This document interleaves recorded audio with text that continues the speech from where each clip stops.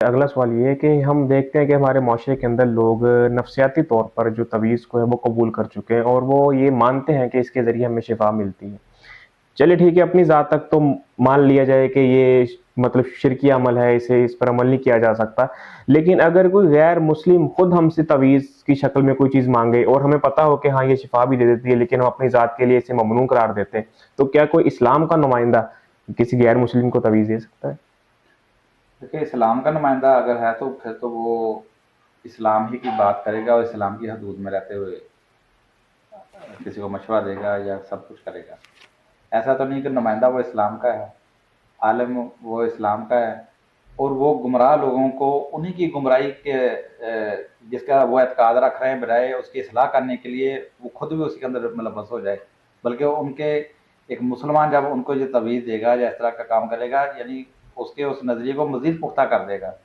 اب وہ اس کو اسلام کی دعوت بھی دے گا تو وہ کبھی وہ اس کا تعویذ نہیں ختم کر سکے گا. کہے گا میں آپ تو پہلے مجھے پھر خود تعویذ دیتے رہے ہو. تو اگر اسلام کا نمائندہ ہے تو پھر اس کو اسلام کی حدود میں رہتے ہوئے ہی اس کسی کو تعلیم دینی ہے یا جو کچھ بھی کرنا ہے. وہ یہ نہیں کہ وہ خود گمراہی کے راستے کو اختیار کر لے. اور دوسری بات یہ ہے کہ اگر یہ چیزیں رائج ہو چکی ہیں یا لوگ کہتے ہیں اس سے واقعی فائدے ہوتے ہیں، تو یہ کسی کے صحیح یا غلط ہونے کے معیار نہیں ہے. شراب پینے والا کہتا ہے شراب پی کے ہمیں بڑا فائدہ ہو جاتا ہے. سور کھانے والے کہتے ہیں جی ہم تو سور کھا کے کبھی مرے نہیں ہیں. اگر آج بھی آپ دیکھ لیں سور کھانے والوں کی صحتیں کو آپ اندازہ کر لیں تو وہ ہو سکتا ہے ہم سے زیادہ قابل رشک صحتیں ہوں ان کو. تو سور کھا کے بیمار نہیں ہو جاتے.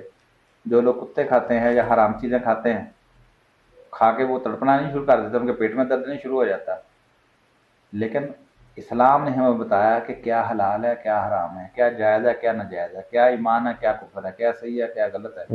ہم نے اس میں رہتے ہوئے کرنا. یہ نہیں کہ فائدہ کس چیز سے ہوتا ہے. فائدہ تو کتنی حرام چیزیں ان سے فائدہ ہو جاتا ہے. اور جان بچانے کے لیے حکم بھی ہے کہ جان بچانے کے لیے حرام اتنی مقدار میں لے سکتے ہو کہ آپ کی جان بچ جائے. لیکن جان بچانے کے لیے شرک کرنا، لیکن نبی علیہ السلام فرماتے ہیں کہ لا تشرک باللہ ان قتلت و حرک، اللہ کے ساتھ شرک نہ کرنا، چاہے تو جلا دیا جائے یا قتل کر دیا جائے. یعنی آپ جان بچانے کے لیے شرک کا خطرہ مول نہیں لے سکتے کہ آپ اپنے کو ابدی جہنم کے سپرد کر دیں. تو لہذا یہ نہیں کہ فائدہ ہے، یہ بنیاد ہی نہیں کسی چیز کی. بنیاد یہ کہ حلال ہے یا حرام ہے، خبیث ہے یا طیب ہے، صحیح ہے یا غلط ہے. ہمارا دین اس کی کیا حد بندی کرتا ہے، بس اس کے ہم نے نوٹ کرنا.